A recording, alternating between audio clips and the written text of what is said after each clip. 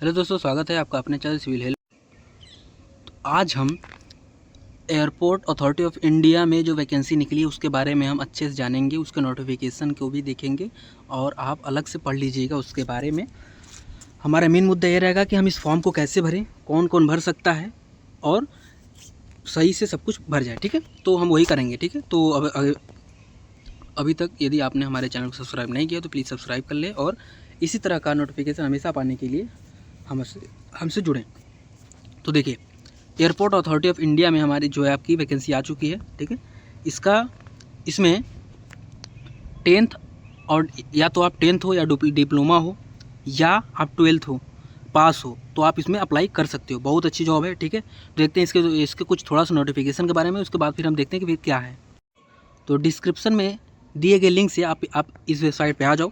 ठीक है, उसके बाद आपको यदि इंस्ट्रक्शन पढ़ना है तो आप यहाँ पे क्लिक करके इंस्ट्रक्शन पढ़ सकते हो, और एडवर्टाइजमेंट पढ़ना है तो आप ये पढ़ सकते हो। ठीक है, उसके बाद तो थोड़ा सा हम देख लेते हैं। उसके बाद फिर यदि आप उसके बाद फिर रजिस्टर के लिए यहाँ पे क्लिक करोगे, और यदि पहले से रजिस्टर हो चुका है तो यहाँ पर क्लिक करके आप फॉर्म भरोगे। ठीक है, तो अभी कैसे होगा आगे देखेंगे। देखो, जो एप्लीकेशन स्टार्टिंग डेट है 4 तारीख से स्टार्ट है। ठीक है, 4 फरवरी से स्टार्ट है और 5 मार्च तक भरा जाएगा। ठीक है, अच्छा, उसके बाद कुछ थोड़ा बहुत देख लेते हैं। और देखिए, इसमें आप नोटिफिकेशन में अच्छे से पढ़ लीजिएगा क्या क्या कैसे दिया है। इसमें हम मेन मुद्दों पे बात करेंगे। ठीक है, किन किन राज्यों के लिए दिया है वो आप वहाँ पे देख लो। ठीक है, उसके बाद junior assistant fire service 12th level का है, बहुत बहुत बढ़िया है। ठीक है, और किस किस पोस्ट के लिए क्या क्या मांगा गया, क्या कितने कितने वैकेंसी आए, वो यहाँ पर अच्छे से दी हुई है। ठीक है, अब आप अपना देख लीजिए, पढ़ लीजिए कौन सा आपको बनना है, उस हिसाब से आप अप्लाई कीजिए वैकेंसी को देखते हुए। ठीक है, बाकी ये सब चीज़ें देखो नोटिफिकेशन में दिए हैं, आप एक बार अच्छे से पढ़ लेना।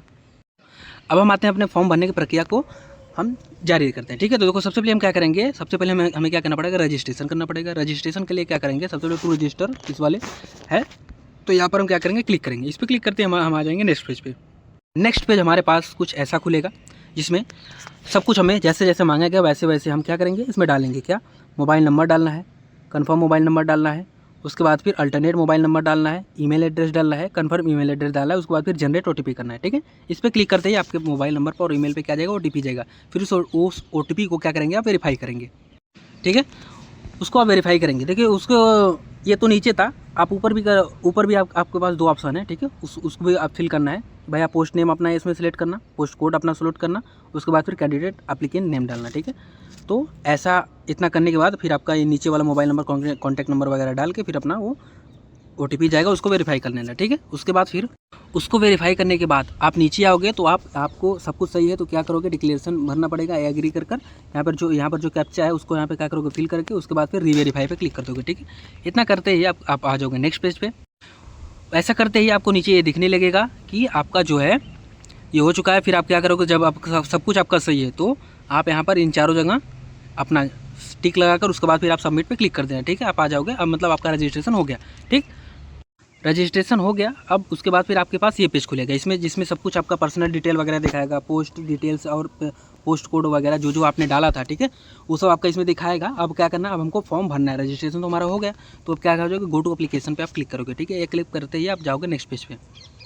नेक्स्ट पेज में आपको ये सब जानकारी जो जानकारी दिया उसको फिल करना है अच्छे से। तो सबसे पहले हमें क्या करना है, पर्सनल डिटेल फिल करना है। पर्सनल डिटेल में क्या है, ये जो रहेगा आपका रजिस्ट्रेशन नंबर था। ठीक है, अब देखो, पोस्ट नेम क्या था, अपना जो भी डालना है, जूनियर असिस्टेंट फायर सर्विस। ठीक है, इसमें सबसे ज़्यादा पोस्ट वो डाल दिया। ठीक है, फिर पोस्ट कोड डाल दिया, फिर जेंडर डाल दिया, डेट ऑफ बर्थ डाल दिया। ठीक है, और जो आपका एज होगा यहाँ से काउंट होगा। ठीक है, उसके बाद फिर नेशनलिटी डाल दिया, आर यू डोमिसाइल चंडीगढ़, यदि आप यहाँ के डोमिसाइल हो। ठीक है, चूँकि नॉर्दर्न वाला वैकेंसी निकला है। ठीक है, तो आप यहाँ पे यस करोगे, नहीं तो नो करोगे। ठीक है, रिजर्वेशन कैटेगरी डालो, आप कौन सा कैटेगरी है, ओबीसी है या SC ST क्या है, आप वो डालोगे। ठीक है, इसके बाद उसके बाद फिर आ जाएगा आपका, फिर नीचे आपका आ जाएगा, इसमें फिर नीचे आएगा कैंडिडेट एप्लीकेंट्स नेम डाल दोगे, फादर्स नेम डालोगे, मदर्स नेम डालोगे, फिर मैरिटल स्टेटस अपना सेलेक्ट करो, फिर रिलीजन सेलेक्ट करो, कौन सा रिलीजन है, फिर मोबाइल नंबर डालो, ईमेल एड्रेस डालो, वही वाला जो डाला था। ठीक है, उसके बाद फिर सिटी प्रेफरेंस में आप किस मतलब आप कहाँ एग्ज़ाम देना जा रहे हो, टेस्ट सिटी प्रेफरेंस। ठीक है, आपका जो एग्ज़ाम होगा वो कौन सा प्रेफरेंस आप रखना चाहते हो, तो पहला, दूसरा, तीसरा, चौथा करके 4 जितना भी प्रेफरेंस है आप अपने हिसाब से वहाँ पर उसको क्या करो, सेलेक्ट कर लो। ठीक है, उसके बाद फिर नीचे आने पर देखो, यहाँ पर जानकारी मांगा है क्या कि do you have person with 15 minimum 40% bench mark disability, यदि आपको कोई डिसेबिलिटी है तो यस करोगे, उसके बाद फिर उसका डाटा देना पड़ेगा, यदि नहीं है तो कोई दिक्कत नहीं, ठीक है। उसके बाद एक्स सर्विसमैन, यदि आप एक्स सर्विसमैन हो तो यस करोगे, अन्यथा नो करोगे।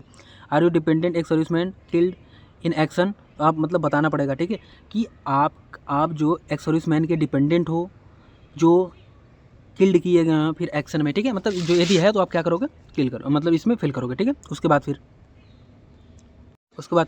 फिर उसमें देखो मांगा गया कि भाई क्या हो आप, आर यू एक्स अग्निवीर, यदि आप अग्निवीर स्कीम के तहत हो तो आप उसमें यस या नो सेलेक्ट करोगे। उसके बाद फिर आर यू फर्स्ट बैच, आप फर्स्ट बैच से हो या कैसे हो वो सेलेक्ट करोगे, ठीक है।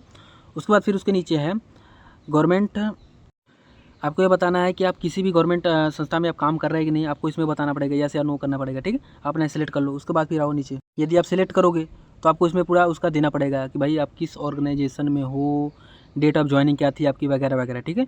अच्छा हो तो दो चूँकि देखो एनओसी के लिए फिर दिक्कत होगा।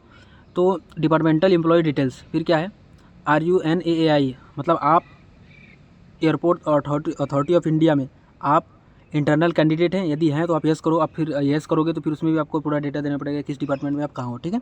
बात फिर है इसके बाद फिर इन्होंने पूछा है कि क्या आपने, देखो यहाँ पे हमने नो सेलेक्ट के लिए, ठीक है। उसके बाद फिर क्या अप्रेंटिसशिप डिटेल, ठीक है, या क्या आपने कभी अप्रेंटिसशिप किया है, ठीक है, अप्रेंटिस ट्रेनिंग किया है। उसके बाद फिर यदि आपने किया है तो यस, नहीं तो नो, ठीक है। उसके बाद फिर इतना होने के बाद आप यहाँ पर सेव नेक्स्ट पे क्लिक कर दोगे, ठीक है। तो इतना आपका जो पर्सनल डिटेल था वो सबमिट हो जाएगा। उसके बाद फिर हमारा आएगा कम्युनिकेशन डिटेल्स। अब कम्युनिकेशन डिटेल्स में सिंपल सी चीज़ है, आपका सब कुछ अपना सही से भर देना है भाई। अपना एड्रेस लाइन 1 डालना है, एड्रेस डालना है लाइन 2 में। उसके बाद फिर कंट्री डालना सेलेक्ट करना है, फिर स्टेट सेलेक्ट करना है, डिस्ट्रिक्ट सेलेक्ट करना है, पिन कोड अपना डाल देना है। Is the permanent address same as correspondence address, यदि परमानेंट एड्रेस और प्रेजेंट एड्रेस दोनों सेम हो तो आप यस पे क्लिक करो। यहाँ भी आपका जो सारा है सब कुछ सेम वही भर के आ जाएगा, ठीक है।